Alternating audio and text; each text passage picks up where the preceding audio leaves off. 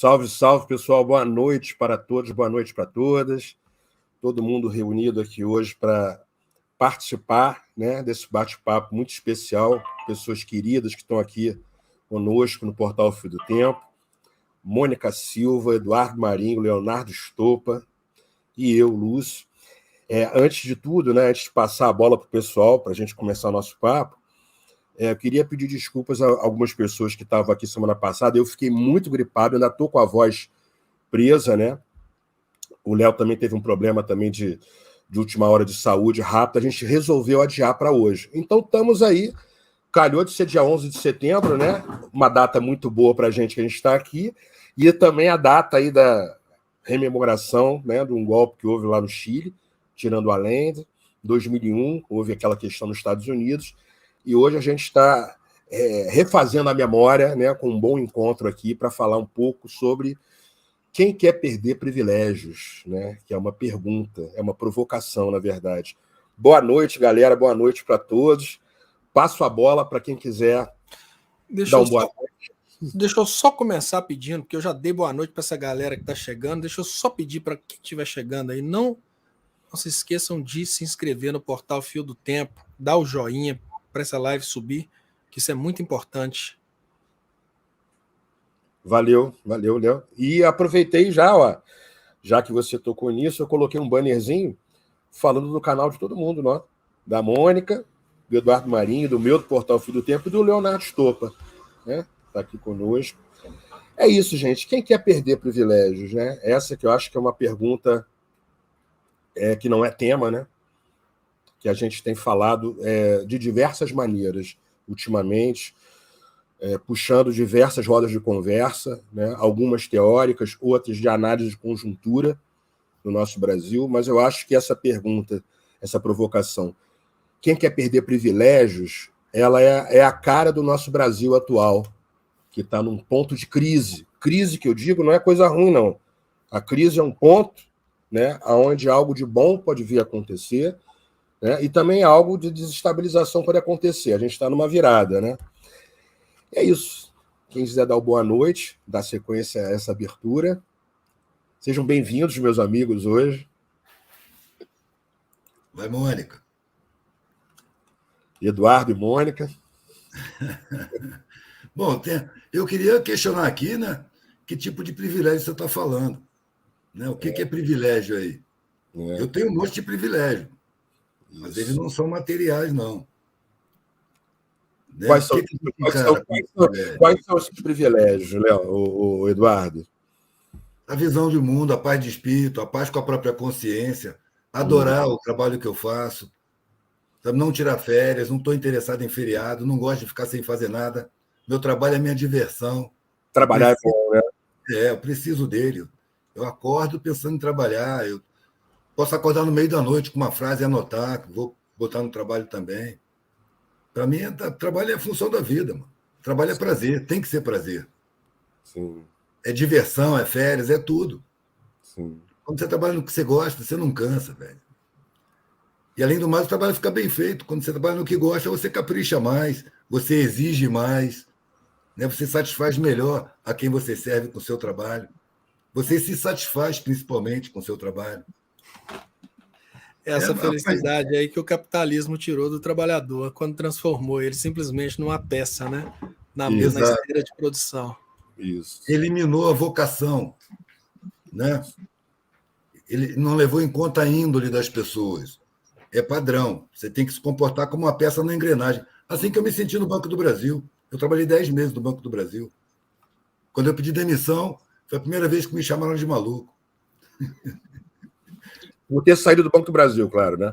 É claro, me disseram que minha vida estava inteira lá dentro. Quando eles me disseram isso, eu pedi demissão, cara. Eu olhava os mais velhos. A pergunta deles é: como é que você vai querer perder esses privilégios? Pois é, mano. Você está feito, o resto da vida você vai ficar aqui. Eu falei, tá louco. Eu olhava para os mais velhos e falei, Deus me livre de eu ser igual um cara desse aí. Não, é muito pouco para querer da vida, mano. Deve ter alguma coisa maior, melhor, mais profunda, mais satisfatória. Não sabia o que era. E, no final das contas, depois de vários anos, eu não sabia para onde é que eu ia. Mas para onde eu não ia, eu já sabia muito bem. E não fui. E a vida se fez vivendo. Você sabe de uma coisa, Edu? Você inverteu o sentido, foi uma sacada boa, né?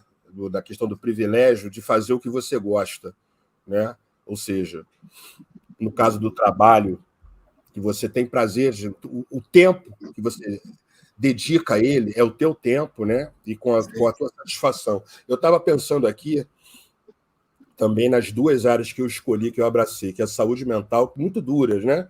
A saúde mental é uma área muito dura. E a outra é a educação. E que é tão dura também hoje em dia, né? A gente aqui, no caso do Brasil, né?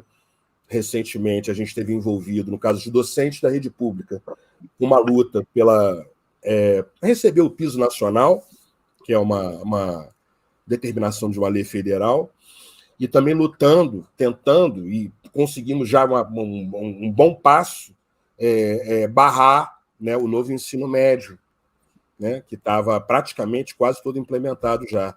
E eu estou dizendo isso por quê? Né? Porque é muito gratificante ainda, mesmo com todas essas dificuldades, né, com essas sabotagens que acontecem, né? Como, por exemplo, implementar o novo ensino médio, o pessoal que ainda não sabe, se é que tem quem não saiba, né, que ia precarizar de vez a formação dos jovens que vêm dessa etapa da vida para ou ascender a uma universidade ou ir direto para trabalhar, não é necessário, pode se especializar em algo técnico, ia quebrar de vez isso, mas como é legal, né, você poder estar em sala de aula, ensinando e aprendendo ali com eles, né? Antes da gente entrar aqui, eu estava falando, a primeira vez que eu ouvi falar no Edu foi uma aluna, numa aula de primeiro ano do ensino médio, né? E que é uma profissão que, se ela não for valorizada também, né, uma profissão de formação, né, ela vai começar a entrar em colapso daqui a pouco. Quem é que vai querer ser professor, né? Que muita gente tem amor, tem paixão por esse ofício, né?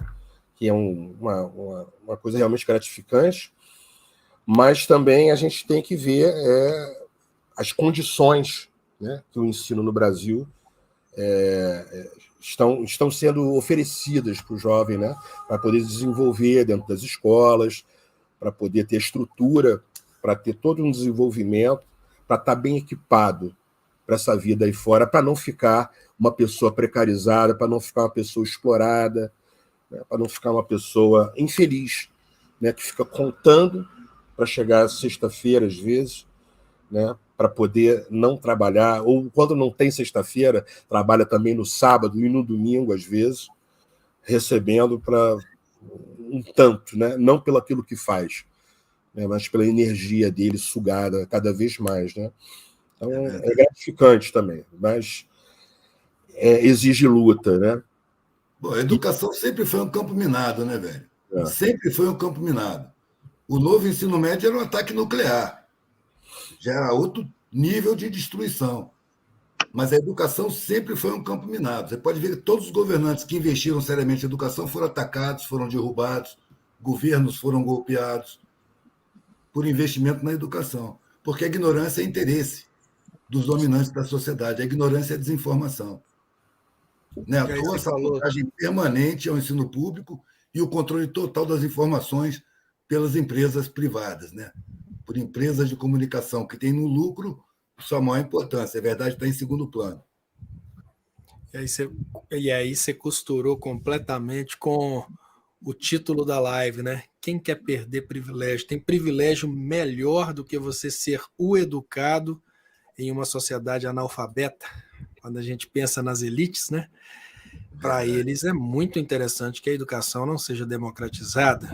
Terra de cego, quem tem um olho é rei. Então, nós temos toda essa educação robotizante, que já tinha sido criticada por Paulo Freire lá atrás como depositária, exatamente porque essa educação, conforme o novo ensino médio, ela promove várias coisas, mas entre essas coisas não está a mobilidade social. Não há nenhum tipo de incentivo à mobilidade social e nem incentivo à reflexão a respeito das diferenças sociais. E isso é uma coisa que interessa muito para aqueles que não querem perder o privilégio de estarem no monopólio do controle social, né? Que parece uma piadinha repetida do Lula, daquela história do filho da empregada estudando com o filho do patrão, mas é aí que está o desespero. O privilégio numa sociedade ocidental é exatamente a distinção. O cara não compra um carro de R$1 milhão porque ele precisa daquele conforto, mas para humilhar o resto da galera que ele tem o de R$1 milhão e o resto do povo não tem, né? É o aproveito marginal da riqueza. Então o cara coloca o filho dele num curso de medicina para pagar 15 mil por mês para mostrar que ele pode e os outros não podem. Aí vem um subversivo Luiz Inácio Lula da Silva e cria um financiamento educacional. E o filho desse cara ricão se encontra com o filho do pobre lá dentro. Nossa, isso aí, o privilégio da exclusividade foi jogado no chão. E para eles é até uma humilhação, né? Claro. Receber dentro de uma universidade de medicina uma pessoa que não vem da nobreza brasileira. E até engraçado falar da nobreza brasileira, né? Que se tem duas coisas que são totalmente incompatíveis com a lógica, é o pobre de direito e o nobre brasileiro, que a gente não tem nobre brasileiro, mas eles se acham e lutam para manter isso. E apavora também, né? Porque intuitivamente o que se serve dos mais pobres, ele tem a sensação de que o pobre é mais forte do que ele. Ele é mais resistente. Resiste até a mais bactérias. Tanto que eu me lembro que os talheres dos empregados eram separados, né? Os utensílios para comer, era tudo separado. Então, é um medo muito grande. E esse medo gera o ódio. Se esconde atrás do ódio. Daí o recurso ao ódio permanentemente nessa onda que teve aí. Eu estava pensando nisso. Revelador, inclusive, né? Em termos de gente, foi muito revelador. Tanta gente que parecia pacata, gente boa, cordata, revelou a perversidade que tinha escondida, né? Muita gente teve coragem de mostrar o que era, quando antes não tinha. Então, a gente teve a oportunidade de conhecer muita gente, conhecer muita coisa, e eu nunca vi a estrutura do Estado tão revelada como nesse período. Tão transparente. Eu acho que uma das coisas que é do fundamento do capitalismo, né, é justamente separar o prazer do trabalho, né? E também o trabalho, quando você produz, né, você produz uma obra de arte, por exemplo, né, você faz do início, meio e fim. Então, com a Revolução Industrial e com a serialização, né, o cara só fica lá, como naquele negócio do Charles Chaplin, só apertando um parafuso. Ele não tem mais uma subjetividade. Eu produzi o carro. Não, ele só fez aquilo ali. Então, quando há esse corte, que é um corte fundamental, precisou o quê? Adaptar o ser humano a entrar nessa nova lógica, dessa nova forma de produção em série. Né? E aí é que eles fazem, vários autores, né, fazem a questão dos aparelhos ideológicos do sistema, ou do Estado, ou micropoliticamente. E a escola, ela, em vez de instruir, como era antigamente, que as pessoas iam e aprendiam ofícios e tal, a escola passa a ficar na função de quê? De educar. E educar segundo essas regras militarizadas, né?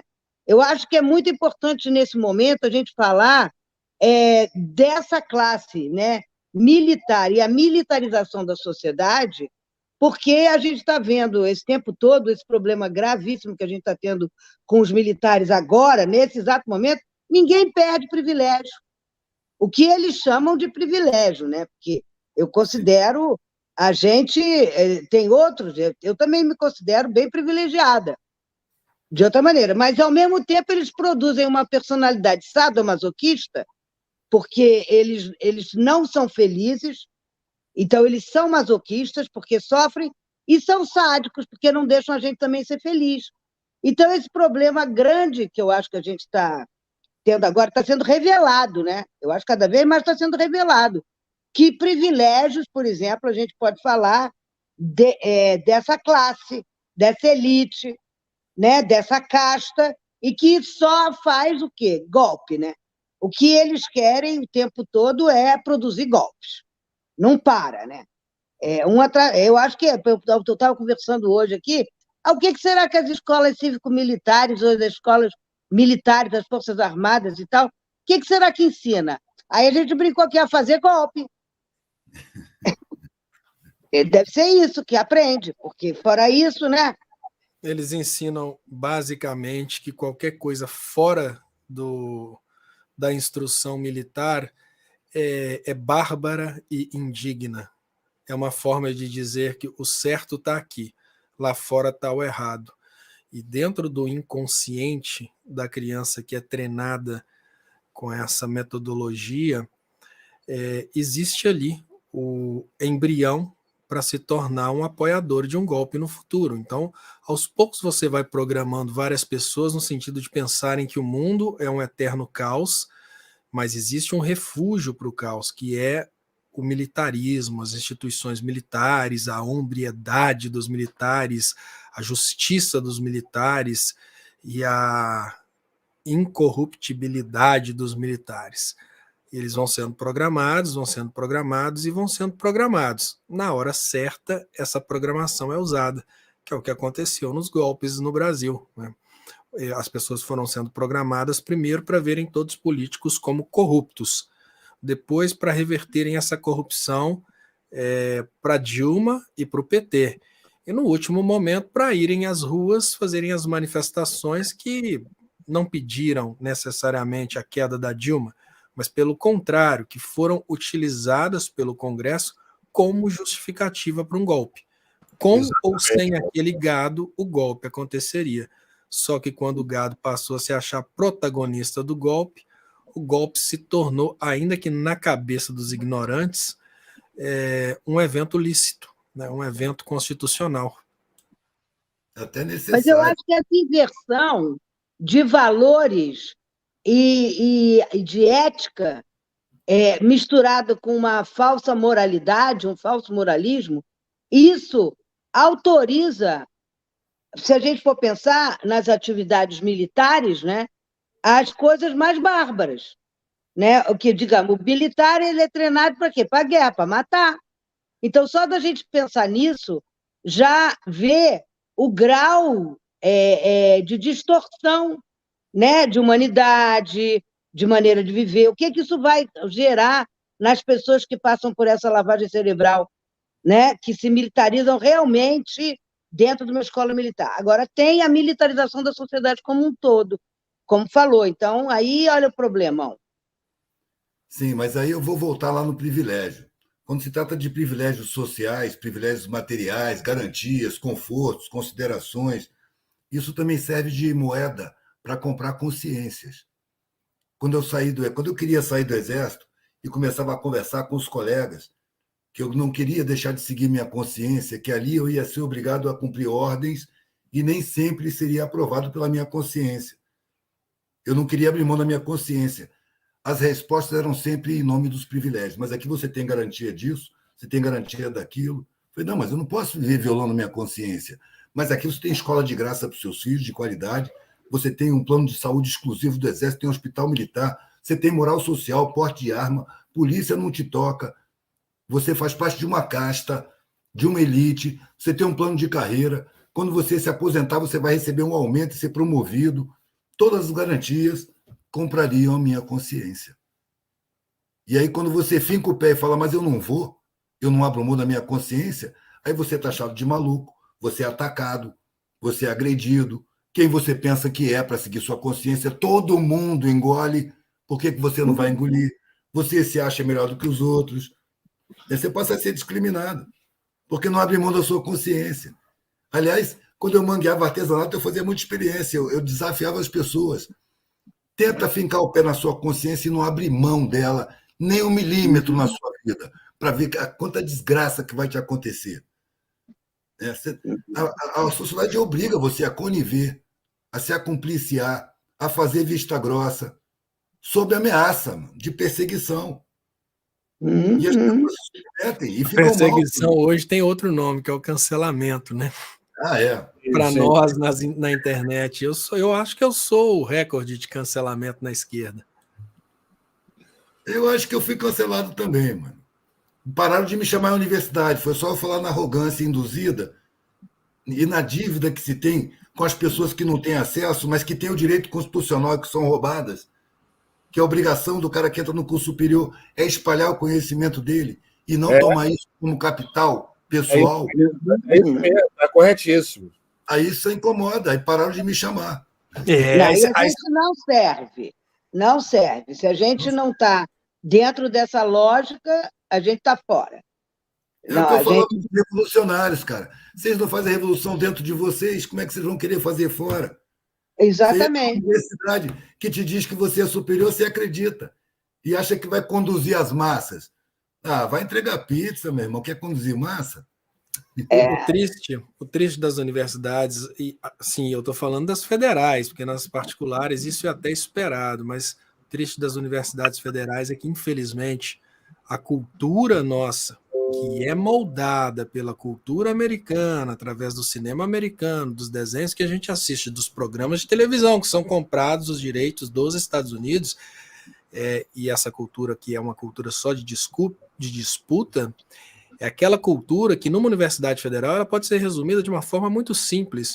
O camarada pega a escada, sobe, chega lá em cima, joga a escada lá embaixo para não ter perigo de ninguém mais subir. Pior, puxa a escada e rouba a escada. Então, por incrível que pareça, grande parte das pessoas que participaram do Fora Lula, Fora PT, foram pessoas que se formaram por causa de programas do Lula.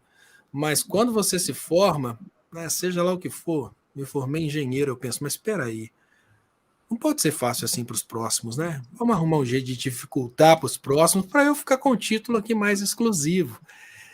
E é uma ideia completamente contrária à ideia da cultura chinesa, que apesar de ser um país que tem muitos problemas sociais, não vamos falar aqui que a China é uma Suíça, sei lá, mas a China tem uma cultura confucionista que é o contrário, né? A China tem essa noção de quanto mais a sociedade se desenvolver como um todo, mais todo mundo vai ganhar junto, ainda que se admitam as diferenças sociais que são inerentes ao sistema humano capitalista. Eu não devo necessariamente lutar contra o crescimento do meu vizinho, porque eu tenho que disputar com ele. Muito pelo contrário, se meu vizinho crescer, a casa dele vai ficar bonita, vai valorizar a minha. Aqui no Brasil a gente está um pouco longe disso, porque a gente ainda vive a cultura americana que foi introjetada aqui por um monte de tipo de como diz, veículos diferentes, né? Sim. Ou é televisão, ou é rádio, revistinha, mas é tudo disputa. Tudo vence aquele camarada que no final das contas é o mais forte, ou é o pica-pau, né? O mais trapaceiro. Sempre tem uma coisa assim para nos ensinar o que é errado. Sim. Desde Hollywood. Desde o cinema da década de 40. Vocês sabem que eu descobri num livro do Boal, isso que vocês estão falando agora, um livro, A Estética do Oprimido, eu recomendo muito, gente, o Augusto Boal do teatro, né? Ele chamava de Invasão de Cérebro. Eu fiquei muito impressionado quando me apresentaram esse livro. É um livro gostoso de ler. Ele chama isso de Invasão de Cérebro porque ele vai falar exatamente o que o Estopa estava assinalando. Como que, principalmente, Estados Unidos da América, ele entrou com esses modelos, né? E entrou não é só televisão e rádio, agora internet, né? A gente está vivendo uma era da internet veloz, muita coisa mudou, mas com quadrinhos também. Ele dá exemplo no livro, né? Ou seja, de todos os lados, a indústria de cultura, né? Cinema e tal, moldando esse tipo de... Como é que se chama? De formato... Veneno psíquico. Veneno psíquico. Mostrando, sabe? Tipo uma captura psicológica. Isso. O bem e o mal é muito claro, você tem que combater o herói e o vilão, é muito claro. Geralmente o vilão, desculpa aqui, ele vai se fuder no final, é mais fraco, né? No fim das contas, o herói é alguém super poderoso e é muito fácil você ver um e o outro, e isso durante anos. A gente acha que... a gente acha, não, a pessoa pode imaginar, né? Eu não acho isso, mas assim, é necessário se dar conta, cair a ficha, né? Que isso não pega, digamos assim, né? Em termos de formar as cabeças, fazer as cabeças, de capturar, né, mentes e corações, mas pega muito, mas não é pouco, não. Agora, então, que a gente está vivendo essa era ainda nos lambuzando, né? Com essas ferramentas todas poderosas e que tem coisas muito boas, né, na internet. Eu não vou ficar metendo pau nas tecnologias digitais que eu uso, mas assim, estamos nos lambuzando. Tem muitas coisas que a gente desconhece, não se dá conta, não se conscientiza e que participa com força desse tipo de alienação, desse tipo de lavagem cerebral, para usar a expressão que a Mônica estava usando antes aí, das pessoas, de captação de mentes, né? E de propaganda mesmo política, entendeu? Só para passar a bola para quem quiser falar, um comentário. Em 2013, pessoal, hoje, para mim, é muito claro isso, né? Quando se levanta essa questão daquelas manifestações, eu fui para a rua 3 vezes, depois eu recuei, né? Eu acho que tinha algo estranho e tal. Aquilo ali, eu também não acho que era assim uma coisa assim, olha, nós vamos fazer, vamos impulsionar, que teve um impulsionamento que veio de fora, né? Claro, para tirar a Dilma. Então não é uma coisa tão tijolo na cabeça, tão óbvia. Era para mostrar que aquele governo estava ruim, que o Brasil não queria mais corrupção, que tinha que se abalar. Aí mostrava aquelas multidões na rua. Aquilo ali foi formando opinião, foi formando um consentimento, né? Que durante anos e anos e anos veio sendo trabalhado, de que aqui é terra de corrupto, a gente não sabe lidar com os nossos bens, né? Só o gringo que vem aqui que sabe administrar o nosso petróleo, a gente não sabe, né? O brasileiro é corrupto e tal, mas eles sabem administrar. Não é verdade? Era essa. Eu ouvi isso. Eu não estou inventando isso, eu ouvi de pessoas que eu conheço. Não, o Bolsonaro, como presidente da República, falou isso, gente, para contratar empresas internacionais, porque as brasileiras são todas corruptas. Nada me surpreende vindo desse cara. Pois é, eu acho interessantíssimo. A gente ainda vai pensar muito como um cara desse chegou onde chegou, né? Porque, na verdade, ele nunca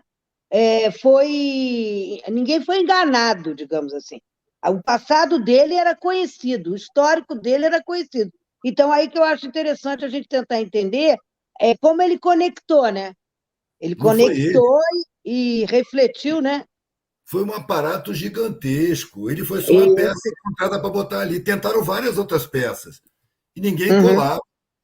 E o ódio que se criou contra o sistema com a repressão brutal de 2013, porque aquilo também foi uma estratégia para desmoralizar o governo, fazer a polícia atacar, entendeu? E bateu muito, eu vi, eu estava lá, eu também tomei. Na estratégia, eles estavam tentando qualquer coisa para tirar esse projeto aí, que estava botando o preto pobre periférico dentro de universidade, dentro de avião, dentro de aeroporto, para tirar as empresas brasileiras que estavam ganhando as licitações lá no exterior para construir porto, usina hidrelétrica, que estava tomando lugar de empresas dos Estados Unidos e da Grã-Bretanha, da Europa. Né? Tinha que fazer o país voltar a ser exportador de matéria-prima. Destruir a tecnologia. O Bolsonaro simplesmente ele canalizou a raiva que a população estava sentindo sem direção, sem senso crítico, sem consciência nenhuma do que acontece. E sendo manipulada pela massificação das comunicações internéticas. Os bilhões de disparo. Aí, Edu, pessoal, aqui, ó, o João Renato colocando, para limpar a casa, olha lá, Léo, precisamos ver a sujeira, as mazelas surgindo à luz. Né? É isso. O agenciamento, eles construíram enunciados sobre agenciamento, que é igual a agência de modelo, que você entra para virar modelo, você entra ali para sair para virar uma coisa. E houve toda essa construção desse enunciado que não foi de uma hora para outra, né? Está falando... Não. Desde que começaram a levar jurista aqui de Curitiba para fazer curso lá nos Estados Unidos, já estava preparando o golpe. Isso não é teoria da conspiração, você falou bem. Isso é documentado. Inclusive, tem declaração de membros do Departamento de Justiça estadunidense falando dessa parceria. Isso gente, isso é... Só não pode falar isso em TCC, senão é reprovado, né? Não é... Aí não pode. Quando a gente fala da influência dos Estados Unidos em todos esses golpes militares que tiveram aqui na América Latina, isso já não é segredo nenhum. Todo mundo sabe. não é teoria de conspiração, é o que aconteceu. Quem bancou os golpes? Quem incentivou?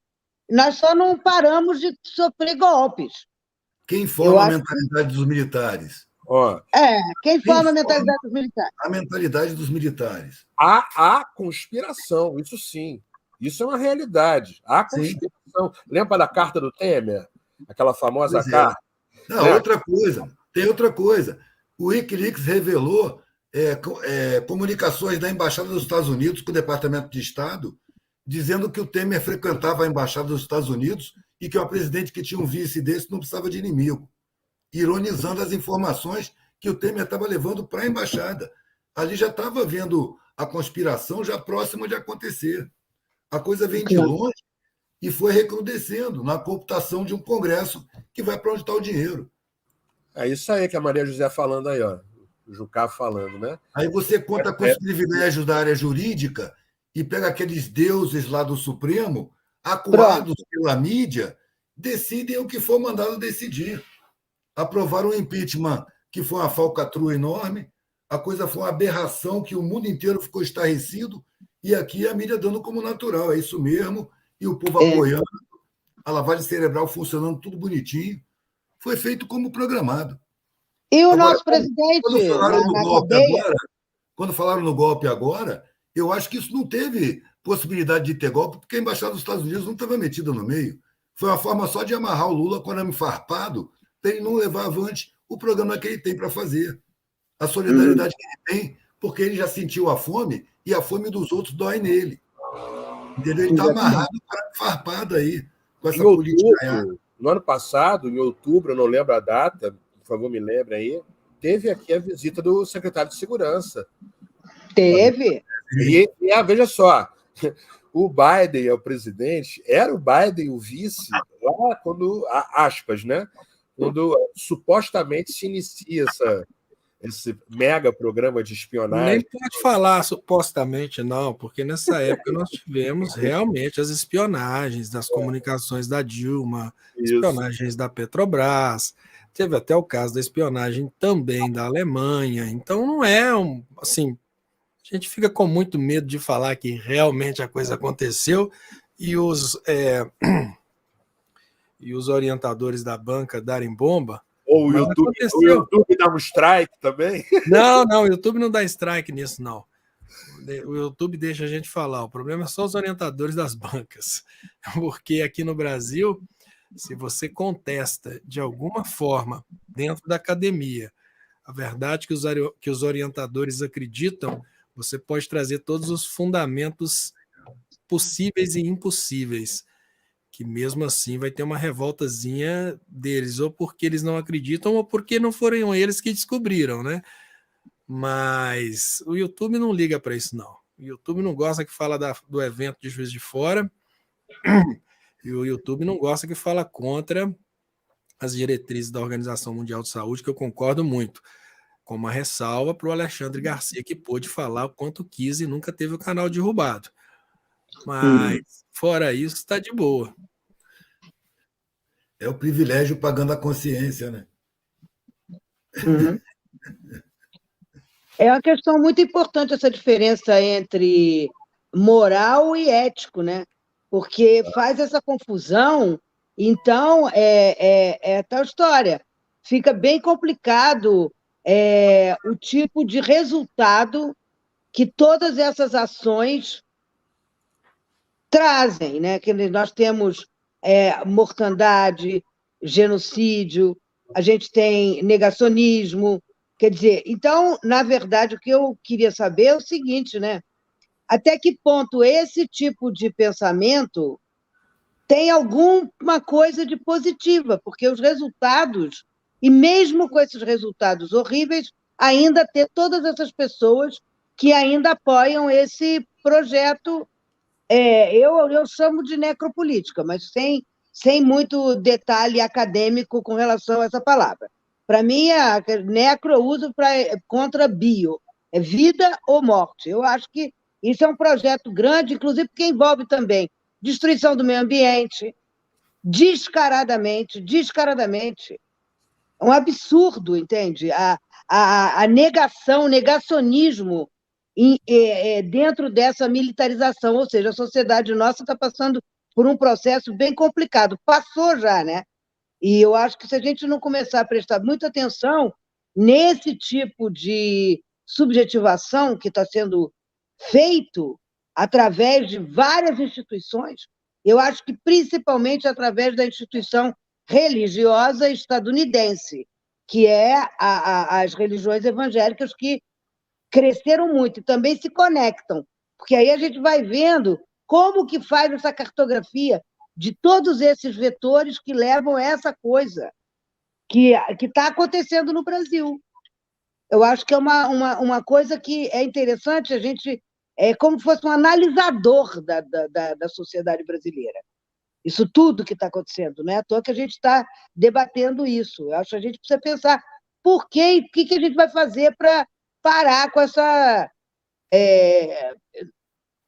processo, né, de descida, de destruição, entende? Eu acho que isso é muito importante a gente conseguir pensar o máximo de ações, né, possíveis para interromper esse movimento, que eu acho que ainda não acabou.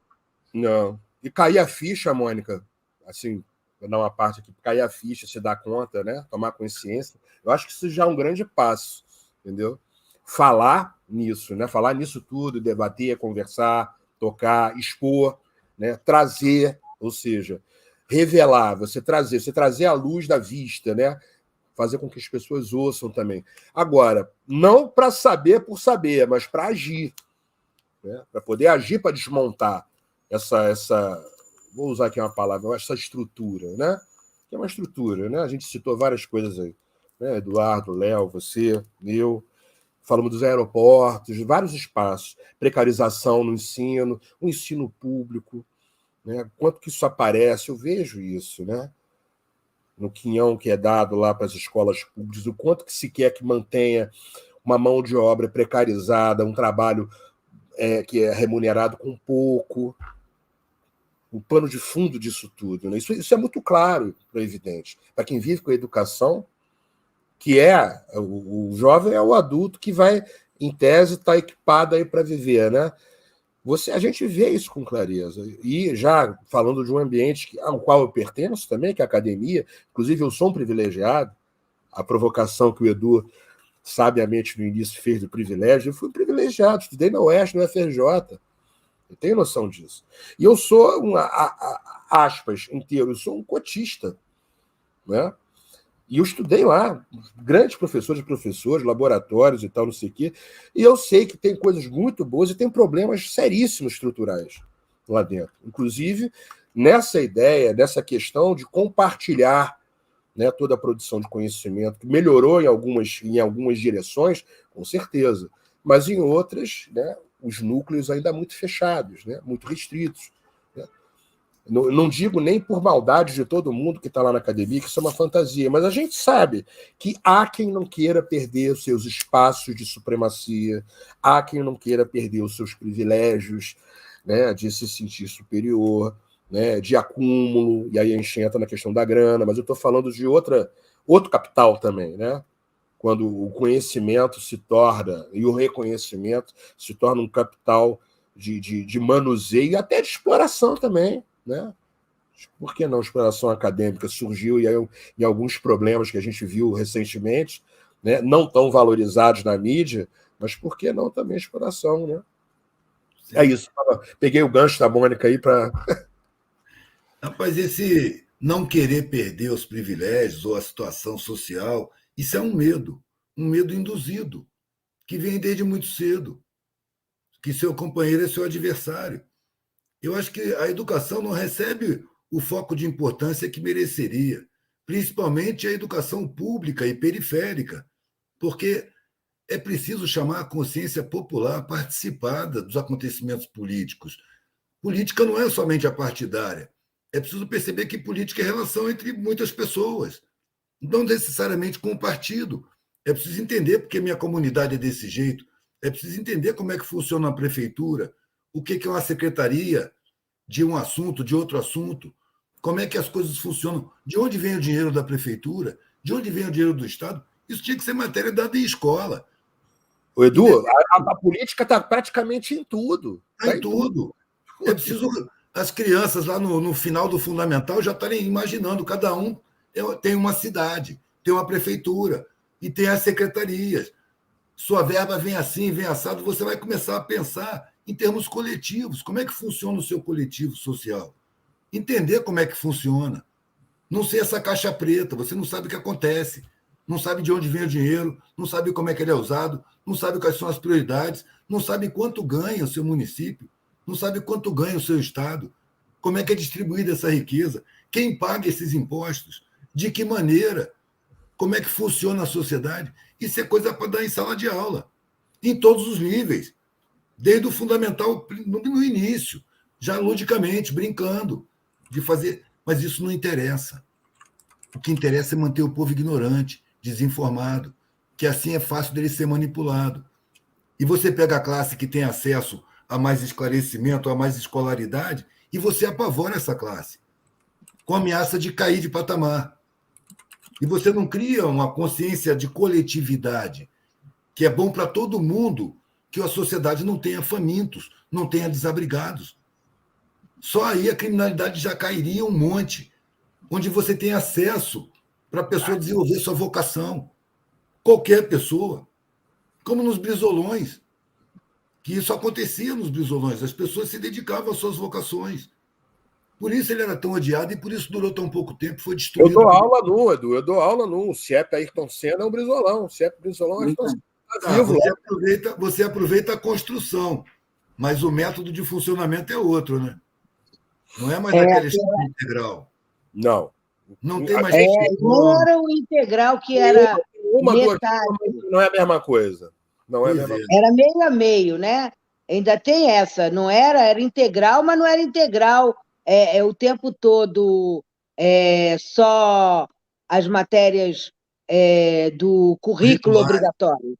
Não, tinha espaço para tudo. Eu, por exemplo, fiz as oficinas de pipa aqui no CIEP de Partido Alpérez, 1.000 crianças envolvidas, toda a instituição escolar.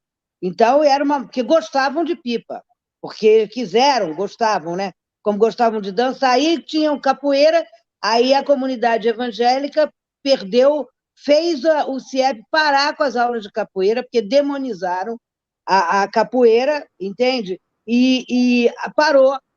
Então, a questão da política também, demonizaram tanta política, né, Eduardo, que ninguém sabe de onde vem o dinheiro, ninguém sabe como é que funciona, porque, política, eu não quero saber de política. Não, e a corrupção está restrita à política, de corruptor ninguém fala, né? Das empresas, dos bancos que compram os políticos, que mantêm eles lá no parlamento, ninguém fala. Não. E agora a palavra é assim, todos roubam. Todos roubam. Eu até falei outro dia, mas olha agora, vocês me desculpem, todos os pobres aqui de direita, que eu tive um certo atrito outro dia, né, no posto de gasolina, eu falei, não, mas olha só, vamos combinar, agora a gente vai conversar com o ladrão de agora. Me interessa falar do chefe de vocês, presidente de vocês, que é o ladrão de agora. Já que todos choram, agora o da hora é o de vocês. O ladrão de agora, né? O ladrão da hora. Essa ideia do todo mundo rouba, não sei se vocês concordam comigo, é o desdobramento de todo brasileiro é corrupto. É estratégico. Entendeu? Eu acho que esse é o caminho para fora da vergonha, né? O cara ficou apoiando o Bolsonaro e de uma hora para outra ele começa a passar uma vergonha gigantesca com tudo que está aparecendo sobre o Bolsonaro. Ele não vai conseguir pular para o outro lado de uma vez só, então ele precisa de subterfúgios. E se todo mundo rouba, todo político é igual, é tudo ladrão, é uma forma dele chutar o balde e falar, eu nem falo sobre política mais, eu gosto de futebol, porque todo mundo rouba. Isso é um mal geral, né? Isso é um mal geral. O cara é envergonhado. Eu me iludi. Quando você joga na cara dele, mas você não estava fazendo campanha para o Bolsonaro? Me iludi, mas é tudo ladrão, é tudo igual. E aí ele tá naquele espaço intermediário ali da extrema vergonha, tentando defender o próprio ego E aí ele vai, todo mundo rouba. É normal. Mas vocês não acham que isso já é um enunciado que está sendo construído de novo? Não, muito Sim, tempo. eu considero, inclusive, esse período, eu gosto de adaptar esse todo mundo rouba dentro das fases do luto. Porque o herói, assim, o Bolsonaro, ainda que estejam lutando aí, né, pela existência do Bolsonaro, é sabido que o Bolsonaro político morreu. Então aí alguns estão na negação, outros estão na barganha, né? E os da negação estão lá no todo mundo rouba ainda, desesperados. Mas eles vão alcançar as últimas etapas ali né, dessas fases do luto e vão aceitar que acabou. Né? Alguns vão abandonar completamente a política, outros podem voltar engajados do lado correto. No meu canal aconteceu de várias pessoas chegarem como bolsonaristas e estarem participando agora não mais como bolsonaristas, mas como progressistas. Então, tem várias possibilidades. Agora, uma coisa interessante, né, que eu queria, antes de passar a bola, eu queria refletir sobre um ponto que a gente precisa realmente pensar. Será que realmente a classe média perderia privilégios se a gente tivesse o fim da miséria e da pobreza? Porque tem tanta gente preocupada em perder privilégios e nem privilégios eles perderiam. E outra coisa, a gente tem uma coisa que chama proveito marginal da riqueza. Um cara muito rico, ele é tão rico que ele jamais conseguiria fazer uso do dinheiro dele. Então ele fica brincando de dinheiro na bolsa de valores ou em outros lugares. Taxar esse cara não vai fazer ele perder privilégio nenhum. Ele não vai deixar de andar de carro de luxo, ele não vai deixar de fazer as viagens de luxo que ele faz, ele não vai deixar de ter os imóveis que ele tem e nem vai deixar de comer no restaurante caro que ele come. Não vai fazer diferença nenhuma para ele. Então ninguém vai perder privilégio. Há um medo muito grande de perder a distinção. Isso é cruel, é a parte mais podre, que é o cara pensar: o que me incomoda é o outro crescer.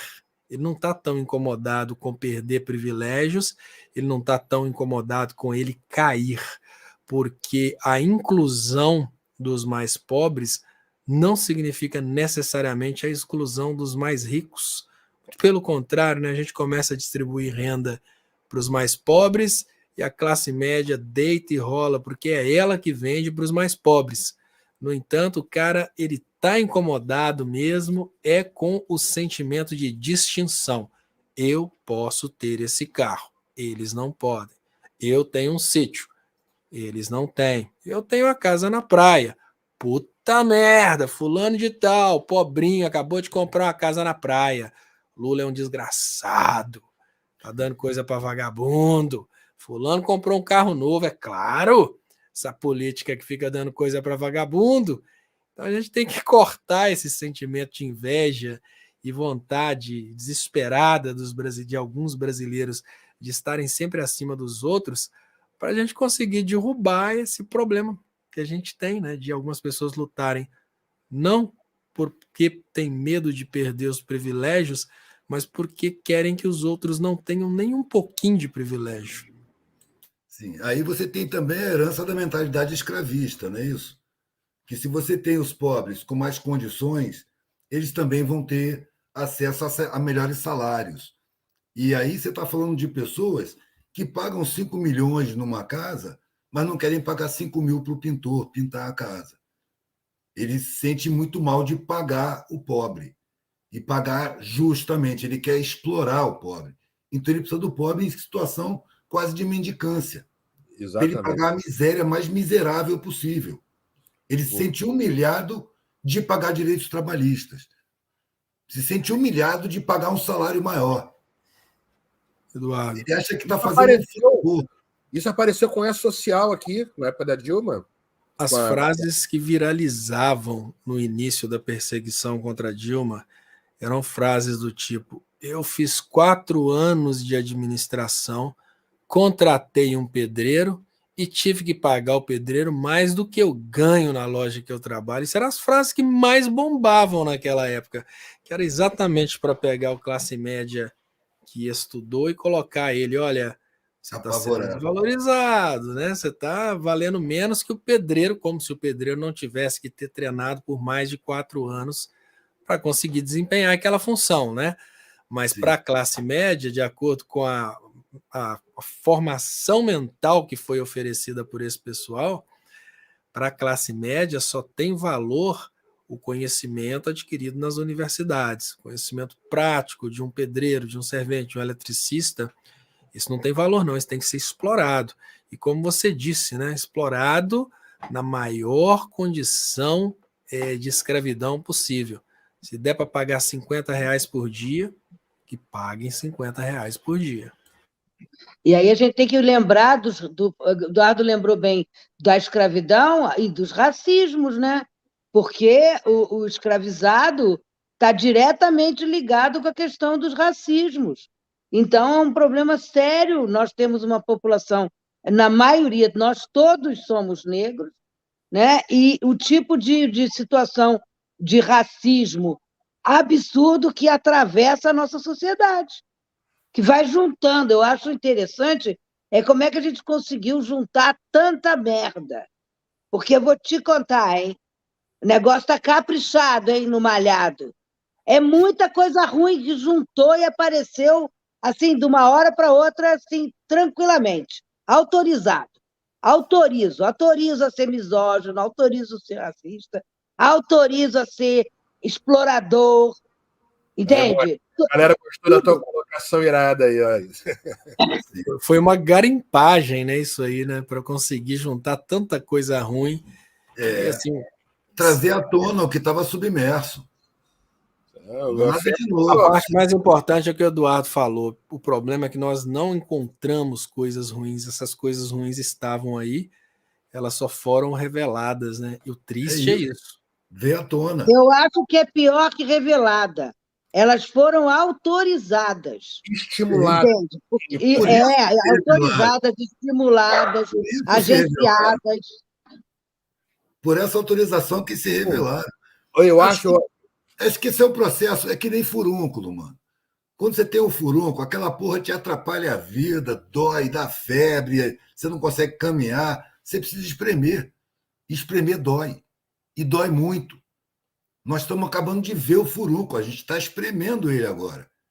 Então, a dor do encontro com o podre, ela é necessária para a gente extirpar essa podridão. Agora, esse é um processo de gerações. Isso a gente não resolve em 5, 10 anos. É preciso educar as pessoas, é preciso trabalhar com os novos, é preciso esclarecer os que estão chegando, é preciso focar ali. A prioridade 1, já dizia o Brizola, a prioridade 1 de qualquer sociedade que tenha dignidade é a infância, é a educação das crianças, para começar de baixo e trazer essa educação qualificada até as universidades. Uma educação humanista, coletivizada, solidária, não competitiva, que tenha como objetivo declarado alcançar a harmonia social, que é o objetivo de qualquer coletividade. Consciente ou inconscientemente, tudo busca harmonia. A humanidade também busca harmonia. E nós estamos Mas é por isso que eu acho o perigo dessa militarização da sociedade. Entende? Eu estava assistindo um negócio de futsal. Então, era aquele monte de criancinha dente de leite. Todo mundo marchando, todo mundo de uniforme, todo mundo em fila. Então, pequenininhos.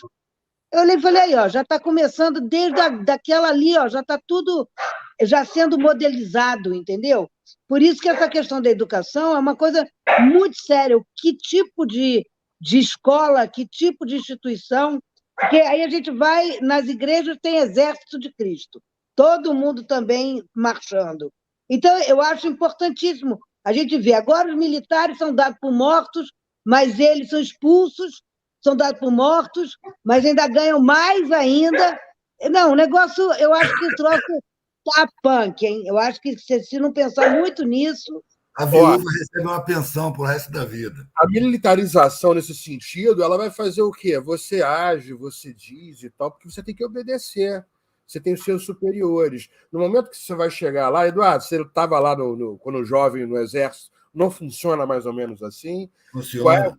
qual é o seu plano? Um dia eu vou ser um tenente, aí eu vou mandar no de baixo e tal. E você vai agindo, obedecendo e tal. Não é a educação que a gente está falando. É verdade, velho. Mas naquela época... Abriu o leque de escolhas que ela... A militarização naquela época não encontrava vozes dissonantes. Hoje encontra. Entendeu? O ambiente hoje é diferente. A militarização está sendo vista por muita gente como ridículo. Entendeu? Está tendo muita reação na rapaziada mais jovem. Está sendo vista com muito mais clareza. Inclusive, teve o processo de desmoralização das Forças Armadas agora que fecharam com esse governo. Então, o militar já não é mais aquele militar onipotente naquela época que eu estava estudando. Naquela época, o militar era onipotente, ninguém mexia. Hoje, não. Hoje há muitas vozes dissonantes. Então, o ambiente é outro. Eu acredito que o efeito dessa militarização vai ser criar rejeição por esse tipo de procedimento. É questão de tempo. Porque as vozes dissonantes elas trazem lucidez. Você falou uma coisa bem interessante, que é o seguinte: hoje ainda existe na cabeça de alguns pais aquela ideia da educação baseada no extremo rigor. Vamos ignorar tudo que a ciência criou a respeito da educação infantil, psicologia é terraplanismo, a psiquiatria é terraplanismo, todo conhecimento...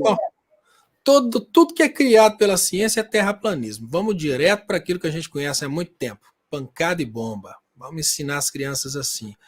O detalhe é que essas crianças que estão sendo educadas nesse modelo negacionista, extremamente antigo, elas vão ter uma certa dificuldade de se entrosarem no mesmo mundo das demais crianças.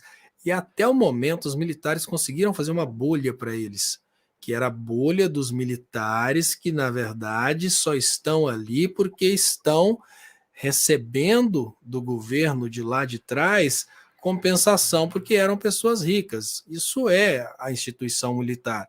Generais e outros oficiais são, em verdade, dinastia. Não são o brasileiro como eu, como você, que vai fazer agulhas negras e vai passar. Não.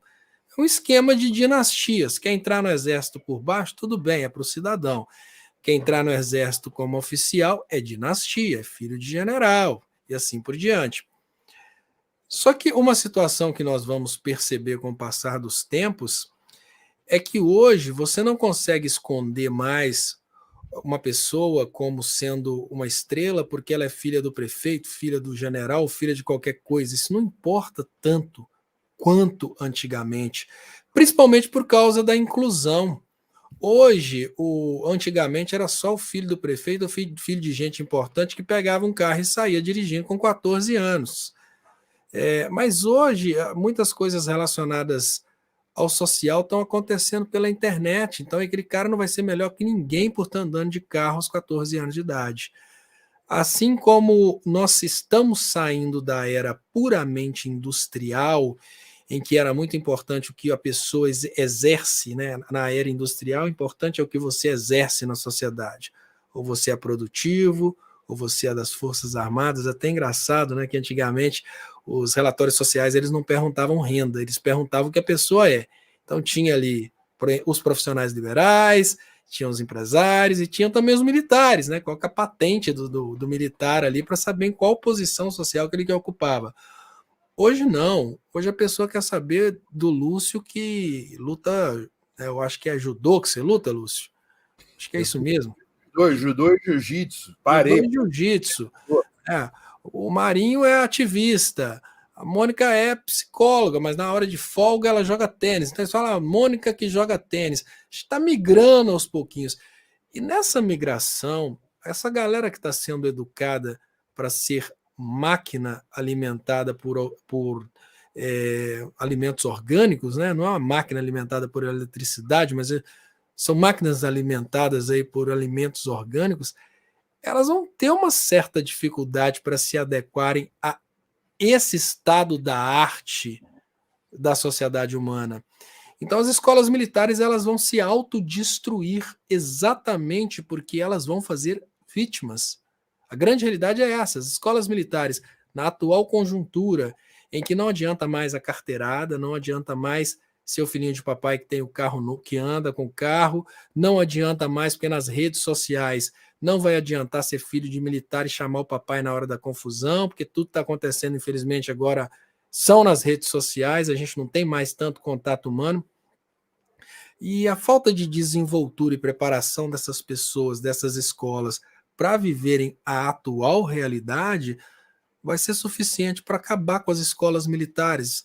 E eu nem digo que elas não prestam, né? Mas eu digo que a gente pode usar em analogia aquele ditado de quem não presta por si mesmo se destrói. Então, se querem continuar ensinando crianças a usarem a máquina de datilografar numa realidade em que estamos vivendo a era dos computadores, que continuem. Os pais que estão insistindo com isso é que verão as crianças prejudicadas por causa disso. Agora, o fim disso vai acontecer naturalmente. Basta essa primeira safra se mostrar totalmente inadequada para a atual realidade, que isso acontece.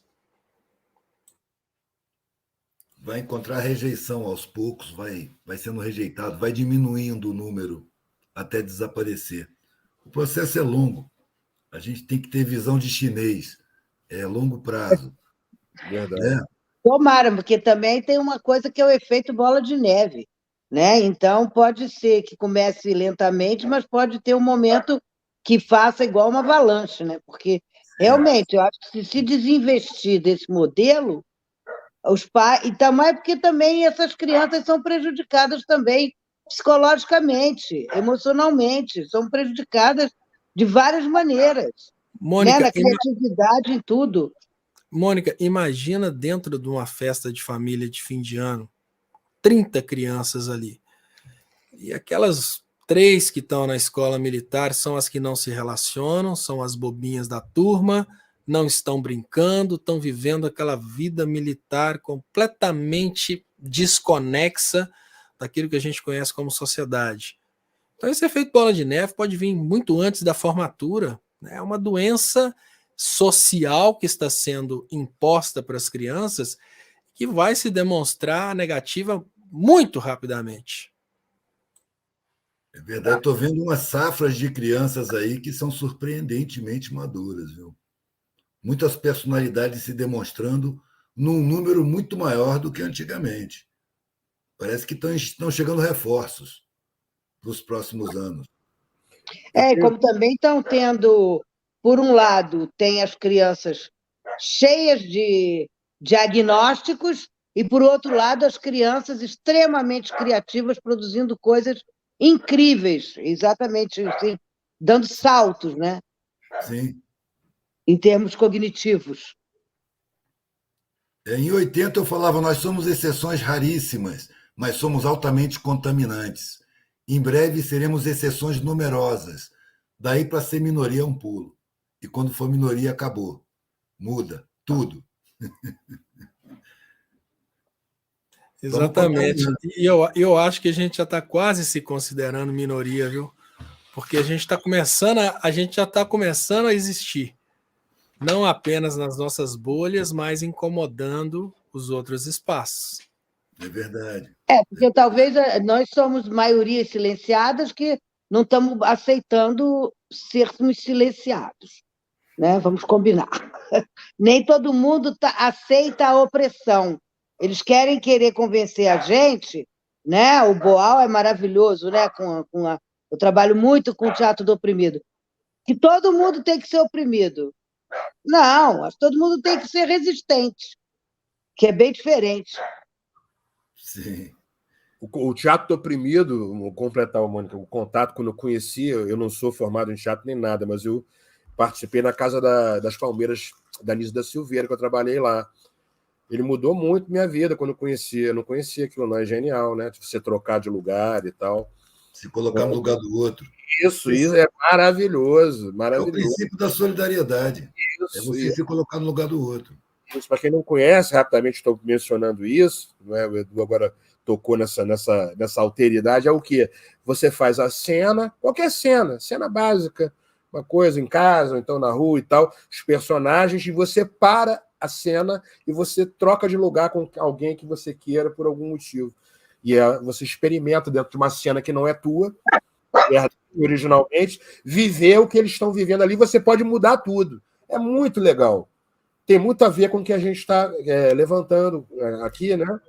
E que tem a ver com O povo do teatro tem essa grande oportunidade, velho, de você vestir personalidades outras que não a sua. Você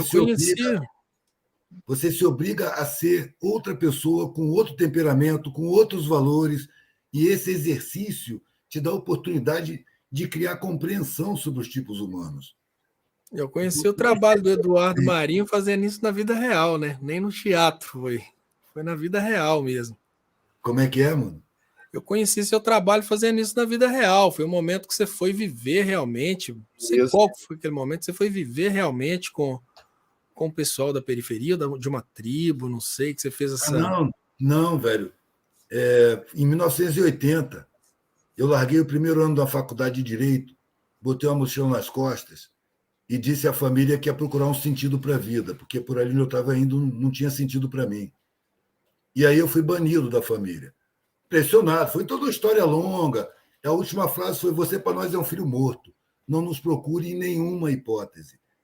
E aí eu peguei a estrada, mano, e fui ser hippie, mendigo, dormir no papelão, conhecer um outro lado do mundo que ficou muito mais interessante do que o mundo que eu vivia. Foi todo um processo lento, eu tentando me enquadrar. Entrei para o Banco do Brasil para me enquadrar, entrei para o Exército para me enquadrar, fui fazer direito para me enquadrar. Aí eu percebi que estava na beira de começar a vida adulta. E por ali eu não ia. Então eu comecei a viver um outro mundo. Perdi a patente, né? Uma das primeiras coisas que aconteceu comigo foi perder meus documentos, porque com os documentos que eu tinha, eu não sofria consequências sociais. Então, sem documento, eu passei a ser um ninguém. E aí comecei a ser tratado como periférico, que eu me tornei. Suspeição, agressividade policial, desprezo na saúde pública, suspeita, de chamar a polícia porque eu estou dormindo numa casa abandonada.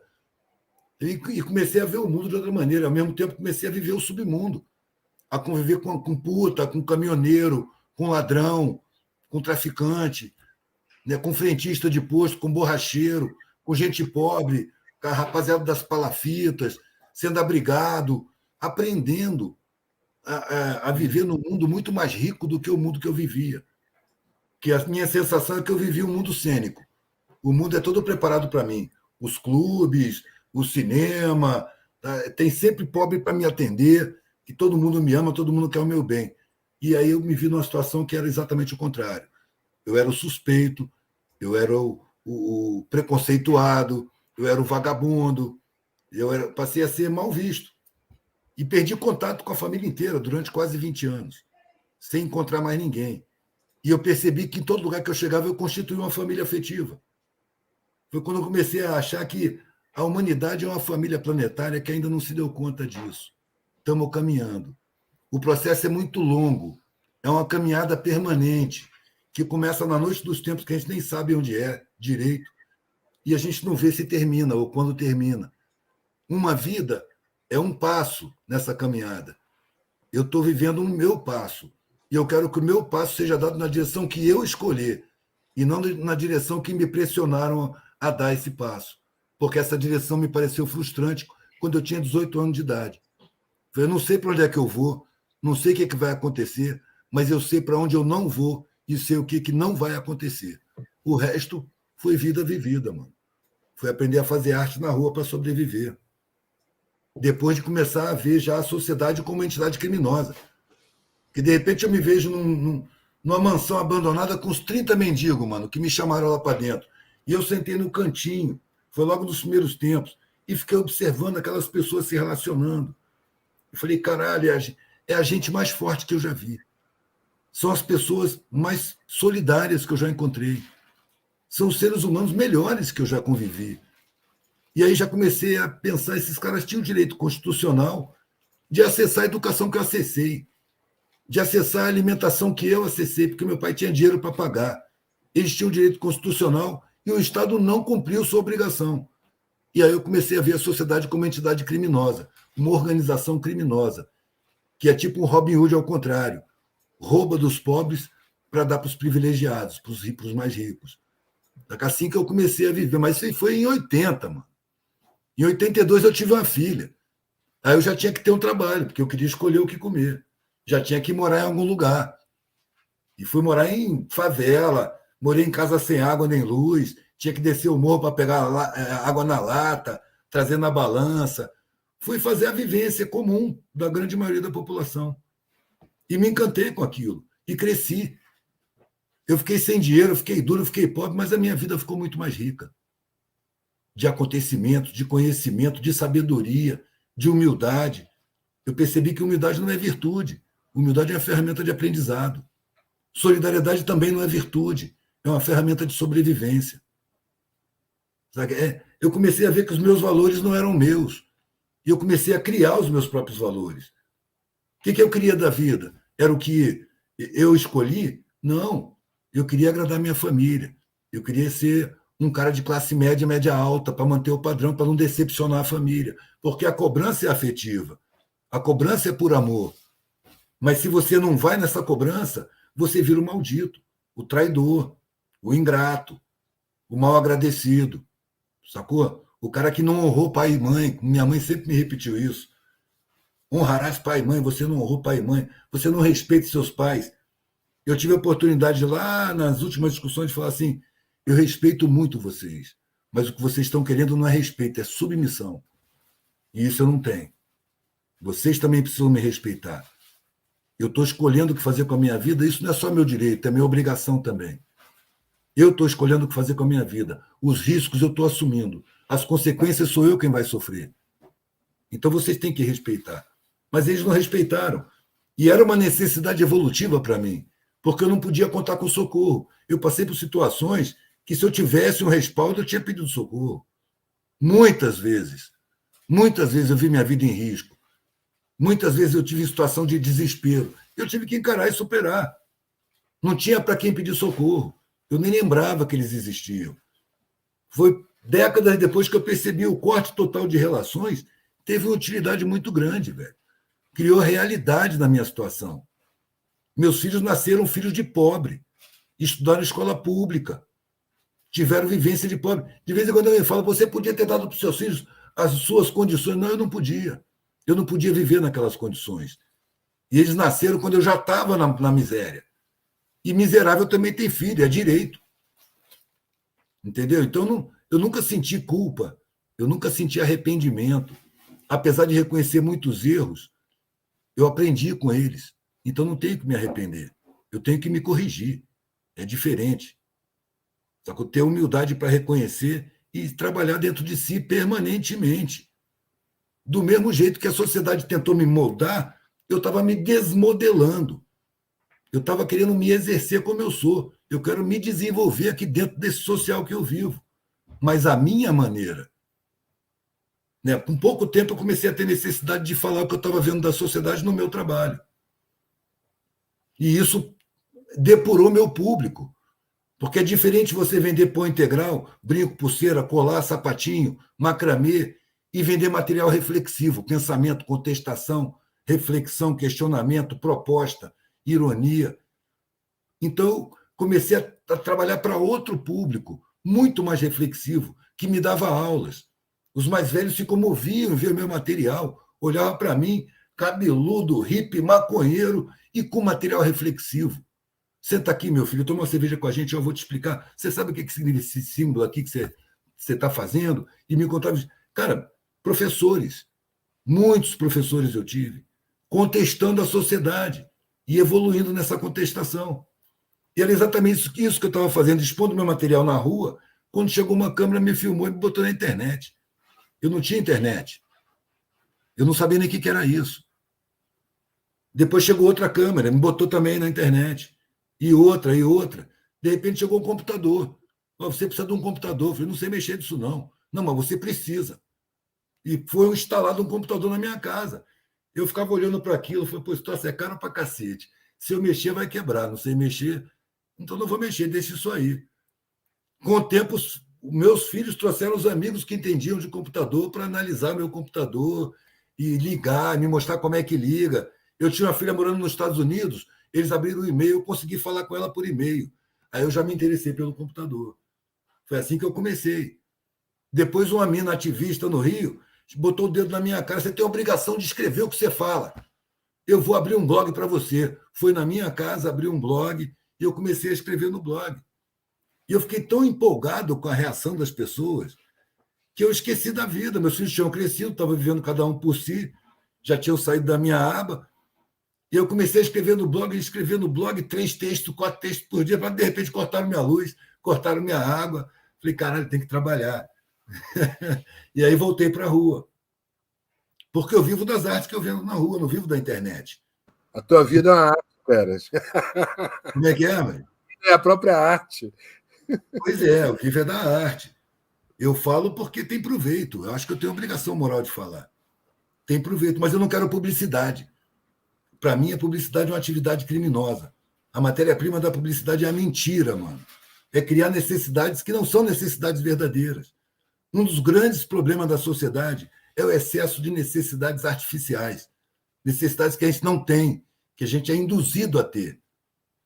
No primeiro vídeo que fizeram comigo, eu falei, as necessidades materiais são só 5, e todas elas começam com A. É ar, água, alimento, agasalho e abrigo.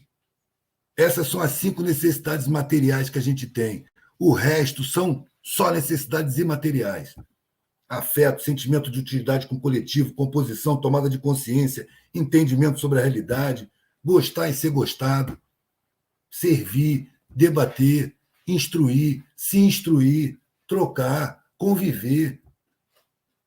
São necessidades imateriais que a gente tem e que ficam em segundo plano. Os publicitários usam essas necessidades para induzir a gente ao consumo. Você vai comprar aquela coisa porque todo mundo vai gostar de você. Você vai ser um cara arrojado, você vai ser uma pessoa admirada. Eles produzem a falta. A falta é uma invenção do sistema. Eles inventam, porque sem a falta não tem consumo. Entende? Agora, não falta nada na gente. Não me falta nada para ser mulher. Pronto. Então, é uma invenção que tem a ver com essa sociedade de consumo. O capitalismo entrou aí com a história do desejo, não é isso? Né? Claro, é interessante como a gente coloca na própria cabeça, eu preciso disso. Gente. Preciso, senão não vou ter valor. Não, eu preciso aquilo igual o da minha patroa. Piorou. O Mujica fala muito bem, a gente não percebeu que estava criando um público consumidor. Criou-se. Então, não. A abolição da escravidão já foi para criar mercado consumidor. Isso, exatamente. Naquela época. Então, exatamente. Mercado consumidor. Então, por isso que entra tudo com essa estrutura, né, digital também, entende? Da infraestrutura digital, isso aí otimizou muito, sabe? Potencializou essa produção de faltas. É interessante, né, que antigamente você tinha que usar recursos naturais para produzir bens de consumo. Hoje você usa recursos que não são existentes, são recursos lógicos. Então você cria um jogo para computador e vende por um valor absurdo, e esse jogo não ocupa nem lugar no espaço. Esse jogo simplesmente é avatar agora, identidade. Os avatares estão sendo... Olha que loucura, cara. Criando entretenimento, né?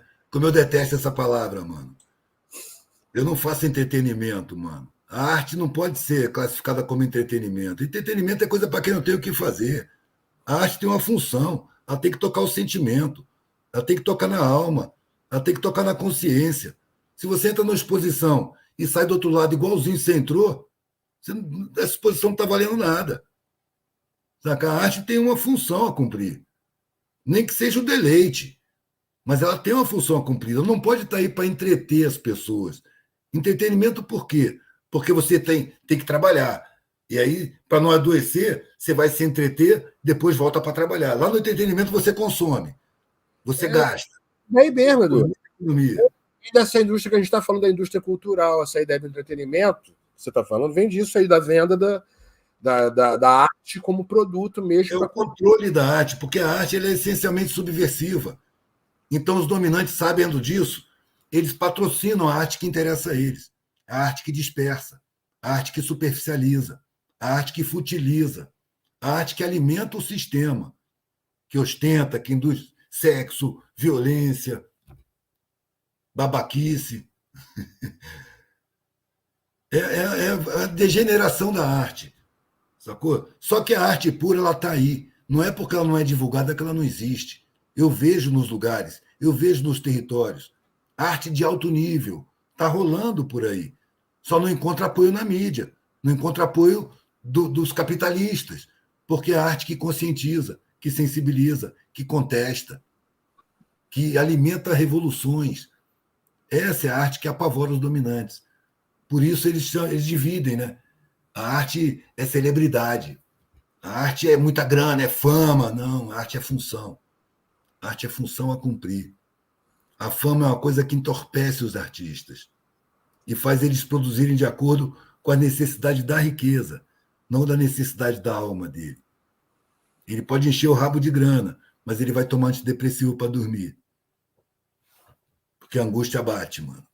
Se o cara tem necessidade criativa, se ele render a consciência dele para os privilégios, ele vai sofrer. Vai sofrer por dentro. Vai mutilar a alma. Em contrapartida, olha só que coisa legal. Quanta gente aqui falando. Olha, não dá sono ouvir vocês falarem. Fico até de manhã aqui.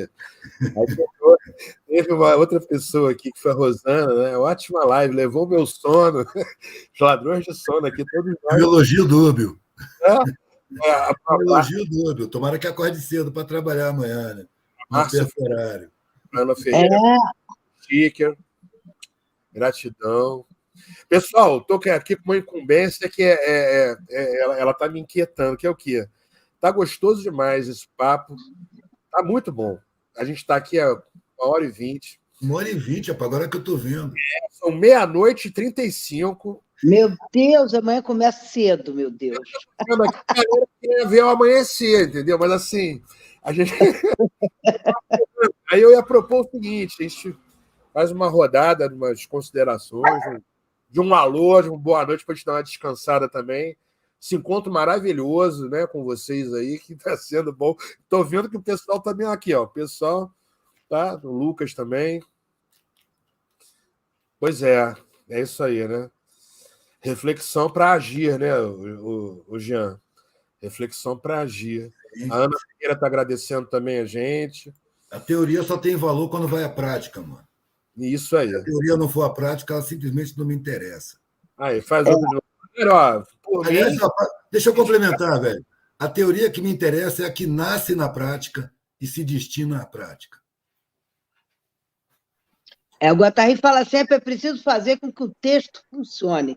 Se o troço não funciona, cara, não vale nada. Vale nada. Pensamento tem que reproduzir movimento real de coisas, senão é abstração pura, é fumaça, né? Não é fumaça sem fogo, né? Que se a fumaça tem fogo, ela tem uma origem que pelo menos, mas fumaça sem fogo não rola. De uma forma muito simples, né, para falar sobre isso aqui, traduzido para o português bem falado, a teoria que fica só na teoria e na prática nunca funciona, a gente pode chamar de MBL. E eu queria provar que aqueles caras falam lá das teorias econômicas deles conseguem... Na prática eles perturbam pra caramba, hein? Estavam procurando tomar aquele pau que tomaram lá em São Paulo, viu? Eles conseguem propor coisas teóricas tão cabulosas que, olha, se fosse possível que as teorias deles dessem certo, nós não teríamos quantidade de recursos minerais suficientes para distribuir tanta riqueza que eles prometem a partir das teorias deles. Mas eu queria aproveitar agora para agradecer ao pessoal que veio através do convite, muito carinho de vocês que vieram do canal Leonardo Estopa para aqui, para apreciar a nossa live aqui. Então eu queria encerrar agradecendo muito mesmo vocês que vieram, pedindo mais uma vez aqui, quem ainda não se inscreveu no canal Portal Fio do Tempo, inscreva-se aqui para receber notificações, e o professor Lúcio vai marcar outro bate-papo desse, com certeza, e vai ser breve. Obrigado, gente. Eu quero agradecer também, achei maravilhoso o bate-papo, Obrigado, povo aí que acompanhou, e foi muito gostoso estar aqui podendo debater essas coisas, né? Sempre é bom, sempre é muito bom, é um sopro de vida. Pô, valeu, também agradeço aí ter me chamado, ter participado, agradeço o proveito de quem está assistindo, o proveito na vida prática, no cotidiano, nas relações, nos valores. Estamos aí para outra, mano. É só chamar. Valeu demais o papo. Ah, é só chamar, também estou pronta para outra. Bota o som, velho. Muito. Quer falar mais alguma coisa, Edu? Não, é que você estava sem som. Ah, tá. Não, agora está com som. Então, pô, muito gostoso, inclusive, essa galera toda que está aqui, coisas legais que a gente está lendo, coisas gostosas, afetuosas, muito bom.